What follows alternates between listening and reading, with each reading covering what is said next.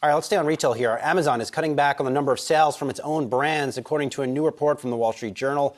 The e-commerce giant has even weighed the idea of cutting the private label aspect of its business altogether due to regulatory concerns and weaker sales on the items. And Julia, look, when I go to Amazon, for me, I'm still buying name brand stuff. When I go to the sites, that's what they promote. So in part, I go there because I know what I want, but secondarily, that's where the site takes you. So I can't say I'm surprised by this. Well, maybe you and I have different algorithms, because I get the recommended Amazon Basics stuff on a very consistent basis. And what's interesting about this Wall Street Journal story that talks about the company moving away from third party is that reportedly Jeff Bezos is somebody who had championed the private label, them moving away from private label. Apparently he had championed the private label and had really pushed for them to increase the percentage of merchandise being sold on the site that was private label. And so they've sort of flooded the zone. There's something like 250,000 products almost that are private label at Amazon, either Amazon Basics, I guess, or other owned brands of Amazon. So I don't know if they are going to pull back on that, what they do with all that inventory. We were just talking about discounting. Does that mean that we are going to start to see deeper discounts on that merchandise? Well, that's the last thing broader retail, Walmart, Target wants to see is Amazon out there aggressively liquidating its own inventory. But I do find it interesting that this story comes before Amazon reports earnings, on July 28th.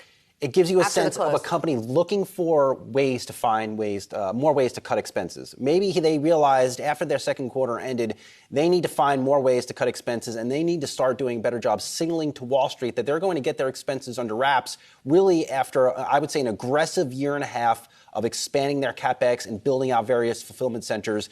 Cutting back on private label goods, that'd be a very good way, especially if they're not selling, to cut back on costs.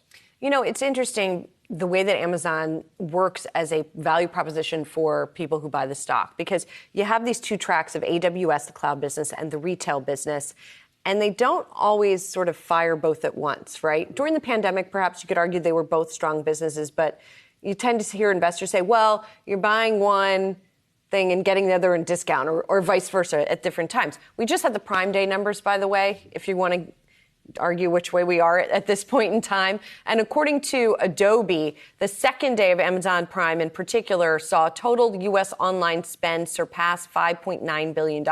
So that was 9.2% growth compared to the second day last year. So it looks like there was some success in driving that spend. You always wonder with this if it's spend that would have happened anyway at other times. Yeah. I don't know the answer to that. You made a very good point there, though. Do we start to hear, look, Andy Jassy's still getting his sea legs running as CEO of Amazon.